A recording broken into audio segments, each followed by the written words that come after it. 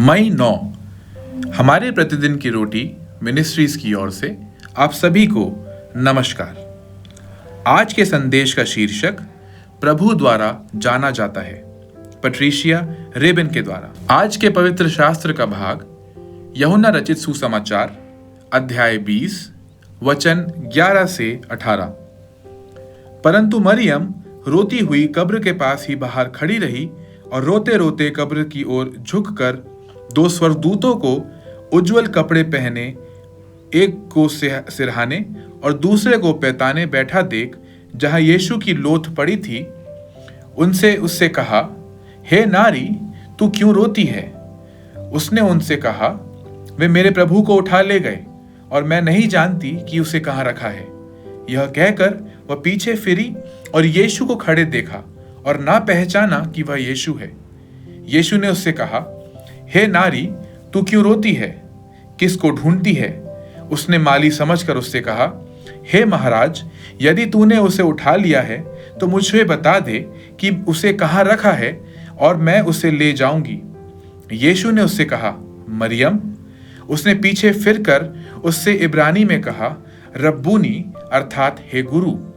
यीशु ने उससे कहा, मुझे मत छू, क्योंकि मैं अब तक पिता के पास ऊपर नहीं गया, परंतु मेरे भाइयों के पास जाकर उनसे कह दे कि मैं उनके पिता और तुम्हारे पिता और अपने परमेश्वर और तुम्हारे परमेश्वर के पास ऊपर जाता हूँ। मरियम मगदलीनी ने जाकर चेलों को बताया कि मैंने प्रभु को देखा और उसने मुझसे ये बातें कही।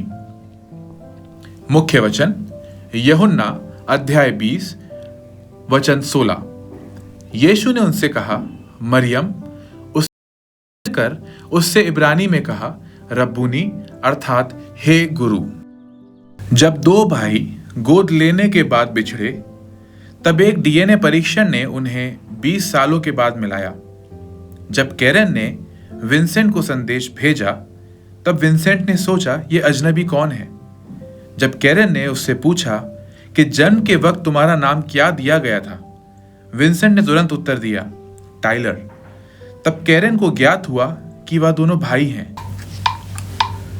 उनके नाम से ही उनकी पहचान हो गई थी। विचार करें कि ईस्टर कहानी में एक नाम कैसे महत्वपूर्ण भूमिका निभाता है। जैसा कि यह प्रकट होता है, मरियम मगदलीनी मसीह की कब्र पर आती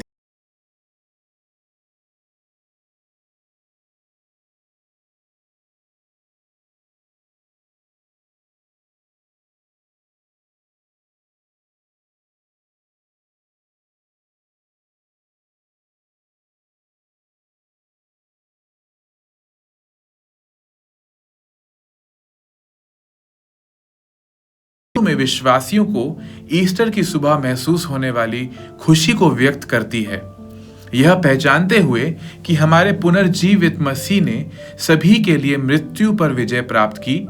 हम में से प्रत्येक को अपने बच्चों के रूप में जानते हुए, जैसा कि उसने मरियम से कहा, मैं अपने पिता और तुम्हारे पिता, अपने परमेश्वर और तुम्हारे परमेश्वर के पास ऊपर जाता हूं। जॉर्जिया में दो पुनर्मिलित भाई नाम से बंध गए और इस रिश्ते को अगले स्तर पर ले जाने की प्रतिज्ञा ली। ईस्टर पर हम यीशु की स्तुति करते हैं कि उसने उन लोगों के लिए त्यागपूर्ण प्रेम में जी उठने के लिए सबसे बड़ा कदम उठा लिया जिन्हें वह अपना मानता है।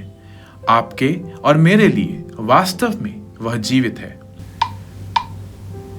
यह जानकर कैसा लगता है कि यीशु फिर से जी उठा है और आपको नाम से जानता है। आप उसे बेहतर कैसे जान सकते हैं?